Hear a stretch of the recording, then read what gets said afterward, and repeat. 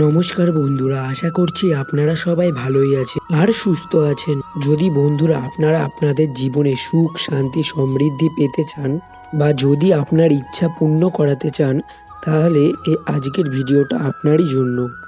এবং এই ভিডিওটার মাধ্যমে যে প্রক্রিয়াটি জানাতে চলেছি সেটা হলো, আমাদের হিন্দু শাস্ত্র মতে প্রত্যেক দিন যদি কোনো ব্যক্তি প্রত্যেক দিন সকালে ঘুম থেকে ওঠার পর এইভাবে মনের ইচ্ছা ঈশ্বরকে বলুন, দেখবেন কিছুদিনের মধ্যেই আপনার জীবন সুখ, শান্তি, সমৃদ্ধিতে ভরে উঠেছে।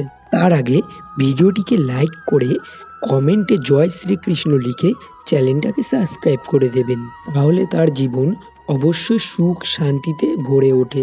সকালে এই কাজগুলি করলে মানসিক চিন্তা দূর হয়, মনে আসে এক অপার আনন্দ। ঈশ্বরের কৃপায় তার এমনই উন্নতি হয় যে তাকে আশেপাশে সকল ব্যক্তি দেখে অবাক হয়ে যায়। তাই যদি বন্ধুরা আপনারা কদিন নিষ্ঠাভাবে এই প্রক্রিয়াটি করতে পারেন, তাহলে বন্ধুরা কিছুদিনের মধ্যেই আপনারা এর প্রভাব লক্ষ্য করবেন।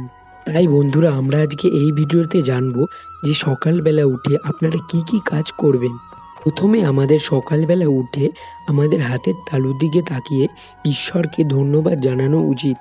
কারণ বহু মানুষ রাতে ঘুমানোর পর আর সকালবেলা ঘুম থেকেই ওঠেন না।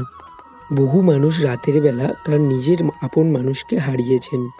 বন্ধুরা, তাই আমাদের সঙ্গে এরকম কোনোটাই হয়নি। তাই সকালবেলা আমাদের হাতের তালুর দিকে তাকিয়ে ভগবানকে ধন্যবাদ জানানো উচিত। কারণ আমাদের এই হাতের তালুতে সমস্ত দেব দেবীর বাস হয়।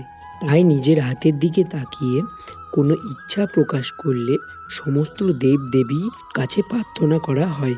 সকালবেলা উঠে হাতের তালু দেখা তাই অত্যন্ত শুভ বলে মানা হয়। হাতের তালুর অগ্রভাগে বাস করেন মা লক্ষ্মী, তার নিচে মা সরস্বতী এবং তার নিচে স্বয়ং ভগবান শ্রীকৃষ্ণ।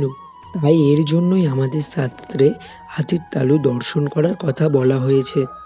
তাই আমরা যদি সকালবেলা উঠে হাতের তালুর দিকে তাকিয়ে আমরা যদি মনের ইচ্ছা বা বিভিন্ন সমস্যার কথা প্রকাশ করি, তাহলে ভগবান নিশ্চয়ই এটিকে শুনবেন।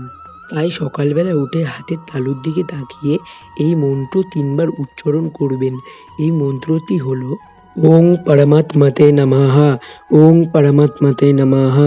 এই মন্ত্রটি পাঠ করার পর নিজের মনের ইচ্ছা ঈশ্বরকে বলবেন এবং বিছানা থেকে মাটিতে পা রাখার আগে ভূমাতাকে প্রণাম করবেন। তারপর নিজেদের ঈশ্বরকে দর্শন করবেন। তারপর মা বাবাকে প্রণাম করে সূর্য নারায়ণ দেবকে প্রণাম করে বলবেন যে আজকে আমাদের দিনটি খুবই ভালো কাটবে। আজকের মতন বন্ধুরা এতটুকুই। দেখা হবে আবার পরের ভিডিওতে। জয় শ্রীকৃষ্ণ, জয় রাধে শ্যাম।